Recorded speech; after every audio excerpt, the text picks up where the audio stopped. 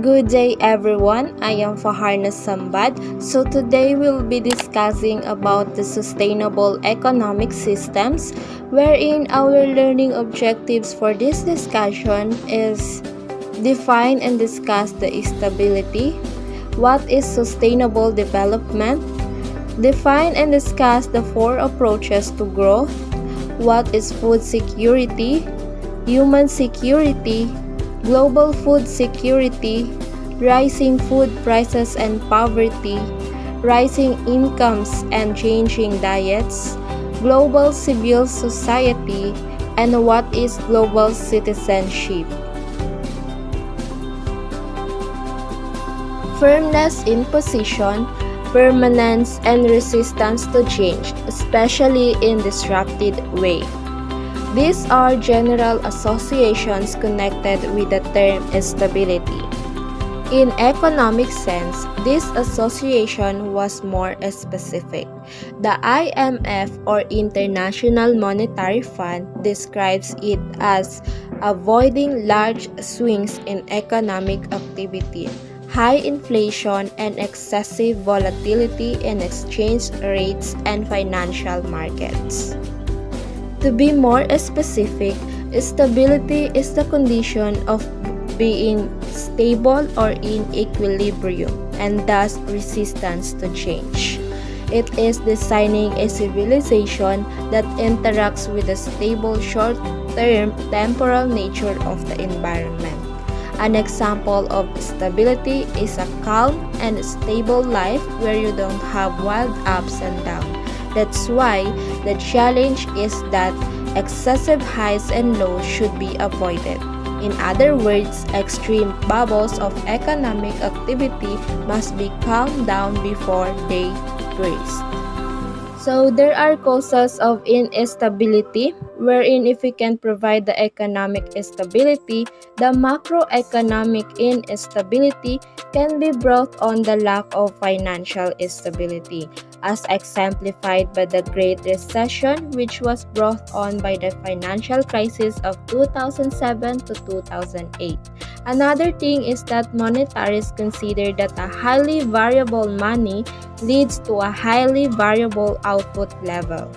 Milton Friedman believed that this was a key contributor to the Great Depression of the 1930s. A brief background about the Great Depression in 1930 was a severe worldwide economic depression that took place mostly during the 1930s. It begins in United States and started in 1929 and lasted until the 1930s. And according to my research, there are 4 million Americans looking for work but couldn't find it. John Maynard Keynes believed that unstable aggregate demands leads to macroeconomic instability, while real business cycle theorists believe that fluctuations in aggregate supply drive business cycle. Now, there are also effects of instabilities, wherein economic instability can have a number of negative effects on the overall welfare of people and nations by creating an environment in which economic assets lose value and investment is hindered or stopped.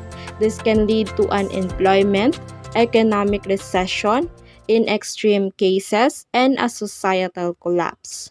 But in some cases, when a stabilization policy is implemented, it generally involves the use of either monetary policy or fiscal policy. The term monetary policy refers to a decision that a government makes concerning interest rates and the supply of money in an economy. Monetary policy can be used to try to keep prices stable, while the fiscal policy is a measure of how well a state meets its immediate financial obligations and accounts for half of the best states of fiscal stability ranking. In order for a state to run efficiently, it needs a balanced budget and access to enough capital to cover short-term liabilities. Good morning, ma'am. Good morning, everyone. This is Alexis Andrea Birica Fort, and let's define what is sustainable development. Sustainable development is the organizing principle for meeting human development goals while simultaneously sustaining the ability of natural systems to provide the natural resources and ecosystem services based upon which the economy and society depend. On the other hand, it is also an approach to economic planning that attempts to foster economic growth while preserving the quality of the environment for future generations. Sustainable development is the key to the stable growth of economy. It means that development should take place without damaging the environment, and development in the present should not compromise. Lastly, sustainable development practices help countries grow in ways that adapt to the challenges posed by climate change, which will in turn help protect important natural resources for ours and future generations. The carryover effect shows how much GDP would grow in a given year if all quarterly growth rates in that year were to have been zero, which is equivalent to the assumption that the quarterly levels of GDP in that year had remained at the same level as those in the fourth quarter of the previous year. What are the four factors that affect GDP? The four supply factors are natural resource, capital goods, human resources, and technology, and they have a direct effect on the value of goods and services supplied. Economic growth measured by GDP means the increase of the growth rate of GDP. But what determines the increase of each component is very different. What can affect GDP? 6 main factors affecting GDP. Factor affecting GDP number 2, non-market activities. Factor affecting GDP number 3, underground economy. Factor affecting GDP number 4, environmental quality and resource depletion. Factor affecting GDP number 5, quality of life. Factor affecting GDP number 6, poverty and economic inequality. So the second approaches to growth is the more growth. There is a strong voice in favor of the continuation of the existing and dominating paths. Economists should still take care of their output level so that GDP remains the most important point of reference. How should sustainable be achieved then? Well, by adjustment of economics to market forces, which makes some scarce resources simply more expensive and thus enforce a more sustainable and responsible exploitation. This principle refers not only to natural resources. If, for example, capital is more expensive, a more responsible approach to debt would be an expected reaction leading to financial sustainability. In that sense, there is much more acceptance for regulations and the government intervening, but the logic of growth remains the same. The more goods, the better. Good morning, mom and classmates. This report all about abundant growth. Gross domestic product are better. I know as GDP is on growth rate, measure of how fast or quick the economy is growing. It sees that GDP index as an important measure of human achievements or human development, which it was created to embrace that the capabilities of the people should be ultimate criteria for assessing the development of the country and not economic growth alone, wherever it is the measure of average achievements in the key dimensions along the lines of along and health, life as a decent standard of living and being eligible, but I need to be combined with an additional index, which refers to be several aspects of sustainable and quality in life. Because of this, there are many more and less complicated index to sum up everything that has been stated. So far, some countries are particularly advanced in the application of their own index. Thank you for listening my topic today. Hi, my name is Bin Laden Rus Muntani. I'm going to discuss about the approaches to growth, specifically in end of the growth. By the way, let me first tell what is sustainable economic growth is.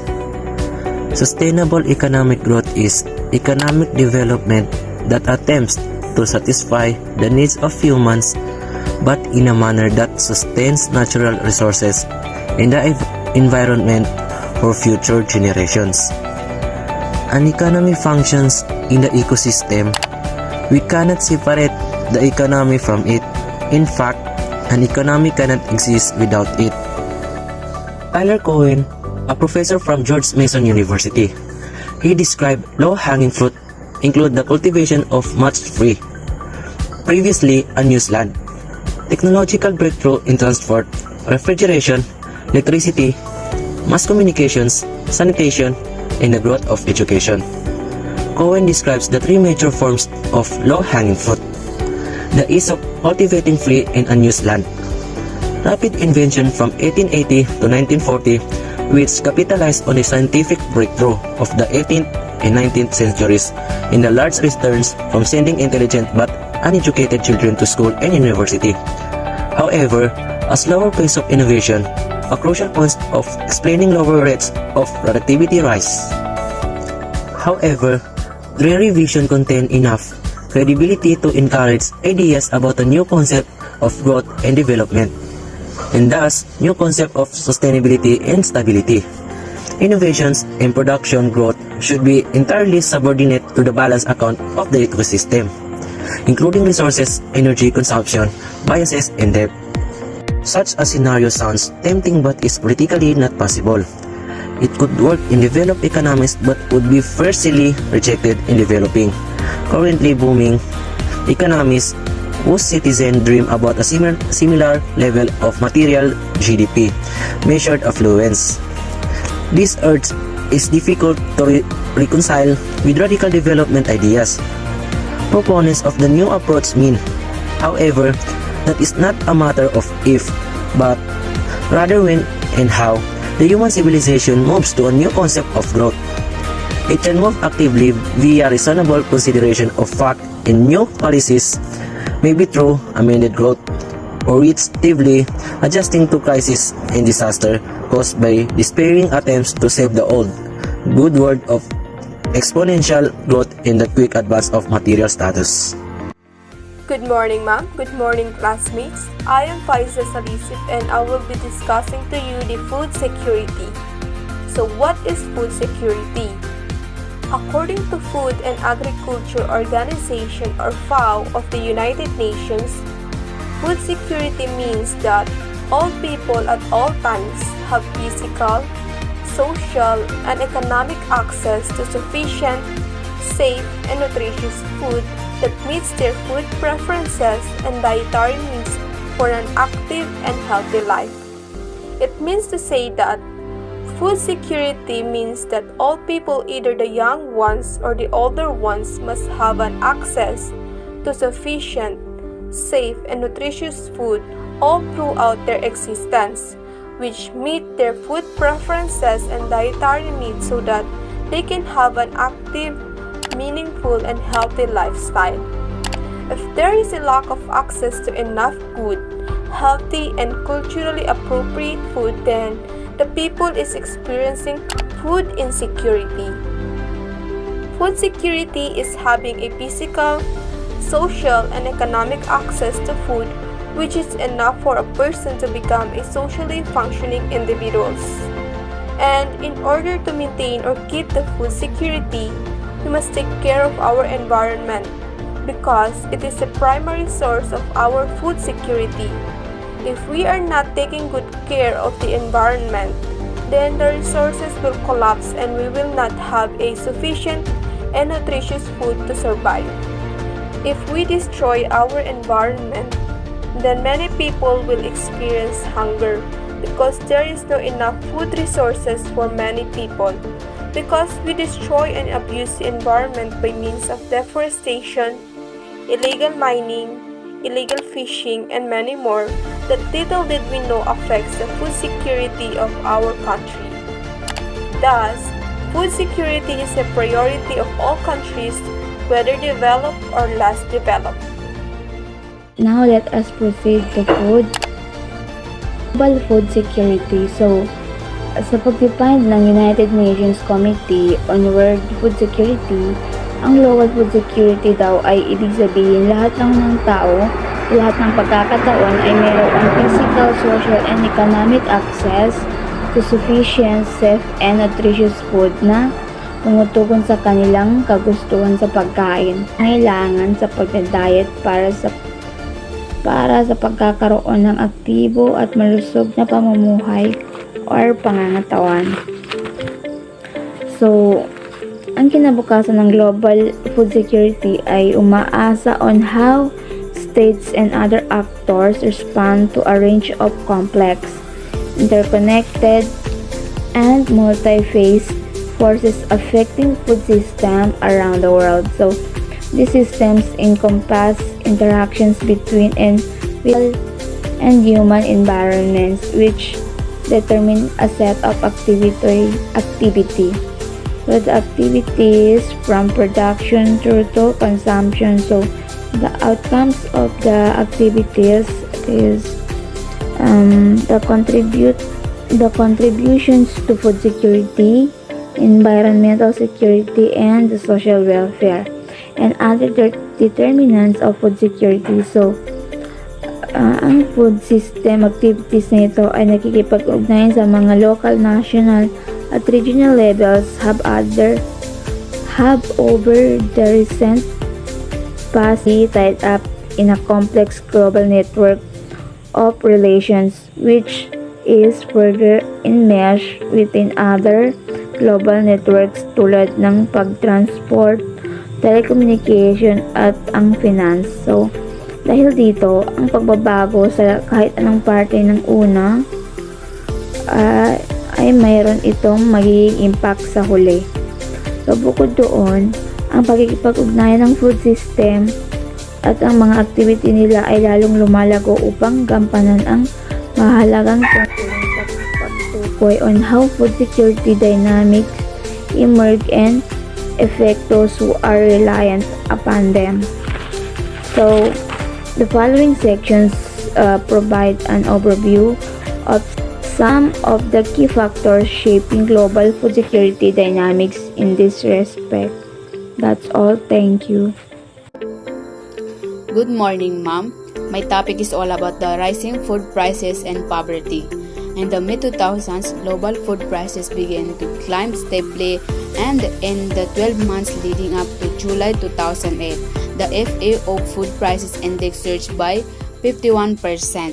So the rapid increase in prices of rice, wheat, corn, and other food staples has sent a shock wave through poor households around the world, as well as through governments and international policymakers. While food prices are always volatile, recent increases are of a magnitude last seen in the 1970s. So there are multiple causes like rising demand in large developing countries that have experienced growth in household incomes, neglect of agriculture in many developing countries over recent decades, leading to reduced supply, increased costs to farmers due to high fuel and fertilizer prices, competition from biofuels for land use, supply disruptions caused by drought in major agricultural exporting countries, speculation and an asset bubble in commodity markets, and the decline of the dollar, the currency in which many commodities are priced on global markets. So, the impact of food prices on poverty. Rising food prices can either reduce or increase poverty, depending on how poor households earn their income and how they spend it. For example, households that produce and sell food crops would benefit from an increase in prices unless they buy more food than they sell. In addition to direct selling and buying of food, the poverty impact will also depend on how price changes are transmitted through labor markets. For example, if rising prices lead farmers to expand production and hire more farm labor, and less farm workers may benefit. What is the point of poverty? So poverty means that the income level from employment is so low that basic human needs can't be met. Poverty-stricken people and families might go without proper housing, clean water, healthy food, and medical attention. So each nation may have its own threshold that determines how many of its people are living in poverty. So how to prevent, or what are the solutions to poverty? So for me, the solution to poverty in the Philippines is to monetary support for all farmers. If there are more harvests, there is adequate food for the people. So these are only basic solutions for poverty. Thank you. Rising incomes and changing diet. An overall growing global population means a corresponding increase in the total demand for food at the global level. At the same time, rising urbanization and growing per capita food consumption is also adding to this growing demand. Average global food consumption increased from 2,370 calories per person per day in 1969 to around 2,770 calories per person per day in 2005 to 2007. So, as income in developing countries continue to grow, more and more people are able to access food and greater qualities. For example, families with low income generally eat a less nutritious diet than those with higher income, either because they cannot afford enough food or because they eat food that are nutritionally poor. Compared to those with higher income, lower income individuals consume fewer fruits and vegetables, more sugar, sweeteners, beverage, and have lower overall diet quality. And also, global consumption of meat increased by around 62% between 1963 and 2005. And consumption in developing countries grew by threefold during this period. Much of this growth took place in Asia in general and in China in particular. Not all developing countries, however, are experiencing this phenomenon of nutrition transition equally. In India, for example, the consumption of meat continues to lag behind when compared with that countries like China and Brazil for people at similar income levels. There are also significant variation in the consumption of livestock and horticultural crops domestically in developing countries. Global citizenship nurtures personal respect and respect for others wherever they live. It encourages individuals to think deeply and critical about what is equitable and just, and what will minimize harm to our planet. While it may mean different things to a different people, the most common global citizenship definition is the idea that all people have civic responsibilities to the world as a whole, rather than just their local communities or countries. So by expanding one's personal horizon through global learning, you are able to effect change in a more meaningful sense on both a small and larger scale. Global civil society. The concept of civil society has become social theory since 1980s when dissident intellectuals in Eastern Europe looked to social networks. Democratic theories have also argued that civil society is essential to liberal democracies, both as a barrier because of this participation and voluntary bodies, provides a political education and promotes responsible citizenship. Though there is no agreement on a simple definition of civil society, but it has a major question whether it encompasses economic activity.